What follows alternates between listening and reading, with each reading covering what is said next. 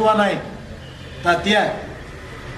आपली 50 वर्षाची दोस्ती, आपण एकामेकाला पक्क लागतो. माझ्या डोळ्यात डोळं घालून तुम्ही सांगा बरं ही सगळं खरं आहे ती. अहो नाना, गावात कुणाला दिसू नये म्हणून ह्यो माणूस त्या बंधाऱ्या बसल्या डोहात पाटचा आंघोळीला जातोय. कुत्र फिरवल्याशिवाय घरात कांदा पोह गारी इचू मिळत नाही तर खायला. आणि सकाळचा आण भाऊ 4 वाजता. अहो असं चाललंय या म्हाताऱ्याचं, काय सांगू तुम्हाला. बर का पाटील, आता फार आमच्या पोरांच्या आमच्या घराण्याची आबरू काढू नका.